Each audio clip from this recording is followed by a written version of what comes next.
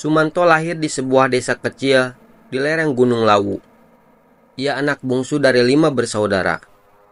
Ayahnya seorang petani penggarap, sedangkan ibunya penjual jajanan pasar keliling. Hidup mereka jauh dari kata cukup. Namun keluarga itu hidup dalam kehangatan dan kejujuran. Sejak kecil, Sumanto terbiasa bekerja keras. Ia sering membantu ayah mencangkul ladang atau mengangkut hasil panen ke pasar. Meski tidak pernah mengenyam pendidikan tinggi, Sumanto dikenal cerdas secara alami dan sangat sopan. Jadi orang itu jangan pernah nginjek orang lain. Rezeki itu diatur Gusti Allah. Pesan ayahnya yang selalu ia pegang teguh. Pada usia 21 tahun, Sumanto bekerja serabutan di kota kecil terdekat. Disitulah ia bertemu Marni, seorang gadis penjual nasi bungkus yang mangkal setiap pagi di pinggir jalan tempat ia biasa bekerja. Marni anak yatim piatu, tinggal bersama bibinya yang sakit-sakitan. Perkenalan mereka berawal dari sekedar membeli sarapan, lalu berkembang jadi obrolan, dan perlahan menjadi cinta. Marni menyukai Sumanto bukan karena harta, tapi karena kebaikan dan kesetiaannya. Meski miskin, Sumanto selalu menyisihkan uang untuk membelikan obat bibinya. Setelah 2 tahun menjalin kasih, mereka menikah secara sederhana di masjid kampung. Tahun berikutnya, Marni hamil. Kehadiran Rapi, anak laki-laki mungil dengan wajah mirip Sumanto, membawa kebahagiaan luar biasa. Meski ekonomi pas-pasan, Sumanto merasa hidupnya lengkap. Ia bekerja siang malam. Kadang menjadi kuli panggul di pasar, kadang ikut proyek bangunan. Namun semua berubah ketika anaknya mulai sakit-sakitan. Dokter menyarankan pengobatan rutin yang biayanya tak murah. Demi masa depan Rapi, Sumanto rela menjual sepeda motornya dan mencari pekerjaan yang lebih tetap. Melalui kenalan lama, Sumanto mendapat info lowongan sopir angkutan di PT Surya Mandiri Abadi, sebuah perusahaan besar yang sedang ekspansi besar-besaran. Ia pun datang melamar dengan berkas seadanya. Tak disangka, ia langsung diterima. Pekerjaannya adalah mengantar bahan bangunan ke berbagai daerah, kadang jauh keluar kota. Gaji bulanannya dari perusahaan itu cukup untuk memenuhi kebutuhan hidup dan pengobatan Rapi. Sumanto bersyukur ia bekerja tanpa celah, bahkan sering mengambil alih tugas sopir lain yang berhalangan. Rekan-rekan menghormatinya, namun di balik itu ada sesuatu yang mengawasinya. Pak Hendra, pemilik perusahaan, diam-diam tertarik pada aura Sumanto. Pak Hendra melihat sesuatu dalam diri Sumanto yang tidak dimiliki karyawan lain.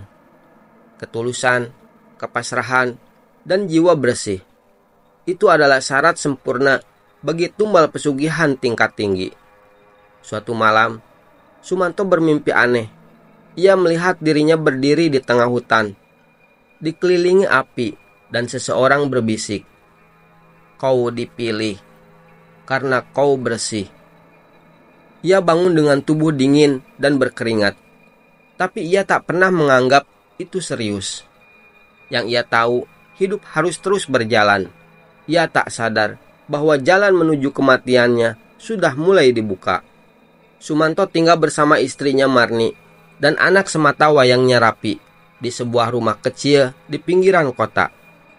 PT Surya Mandiri Abadi adalah sebuah perusahaan besar yang bergerak di bidang distribusi bahan bangunan. Pemilik perusahaan, Pak Hendra, adalah sosok misterius. Jarang muncul di kantor. Namun, semua tahu bahwa bisnisnya selalu berkembang pesat tanpa henti. Tak ada yang curiga bagaimana caranya bisa sukses begitu cepat dalam kurun waktu yang hanya 5 tahun. Suatu malam, Sumanto mendapat tugas mengantar material keluar kota. Meski badan sedang tak enak, ia tak berani menolak. Perintah datang langsung dari asisten Pak Hendra. Sebelum berangkat, ia sempat berpesan pada istrinya, "Kalau besok aku belum pulang, tolong tanya ke kantor Yandu." Namun, Sumanto tak pernah kembali. Truk yang ia kendarai ditemukan terbakar di sebuah jurang. Tapi anehnya, jasadnya tak pernah ditemukan. Pihak perusahaan menyatakan itu kecelakaan tragis, dan kasus pun ditutup begitu saja. Marni menangis setiap malam, merasa ada yang tak beres. Yang tak diketahui siapapun, Sumanto bukanlah korban kecelakaan biasa. Ia telah dipilih oleh Pak Hendra sebagai tumbal pesugihan. Malam itu, saat Sumanto sampai di lokasi pengiriman, ia disergap oleh 2 anak buah Pak Hendra, dipukul hingga pingsan, lalu dibawa ke sebuah tempat ritual di dalam hutan. Di sana, dukun pesugihan telah menunggu. Tubuh Sumanto dipasung dan darahnya diteteskan ke sebuah boneka tanah liat yang kemudian ditanam bersama kepalanya di bawah fondasi bangunan baru milik perusahaan. Pak Hendra pun mengucap sumpah. Sebagai ganti nyawa Sumanto, kekayaan dan usahanya akan terus mengalir lancar. 3 tahun berlalu, bisnis Pak Hendra makin melesat. Namun bersamaan dengan itu, satu persatu orang-orang dekatnya mulai mati mengenaskan. Asisten pribadinya ditemukan gantung diri di kantor.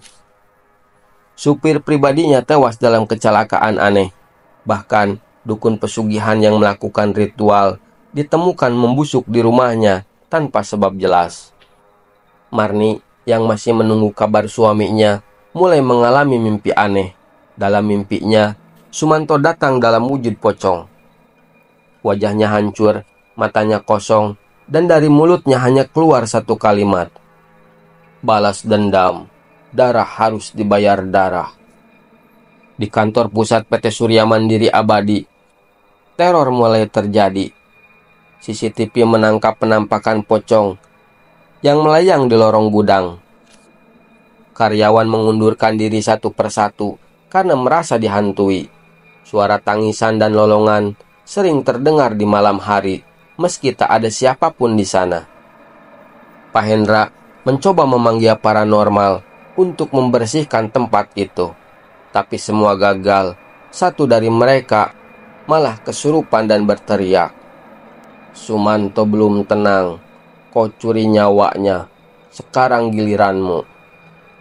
Malam itu, Pak Hendra memutuskan tidur di kantor untuk membuktikan bahwa semua hanyalah paranoia. Tengah malam, listrik padam. Dari lorong yang gelap, terdengar suara kain diseret. Lalu, pintu terbuka sendiri, dan muncullah pocong Sumanto, matanya menyala merah. "Aku sudah menunggu." Pak Hendra berteriak dan mencoba kabur, tapi pintu-pintu terkunci sendiri.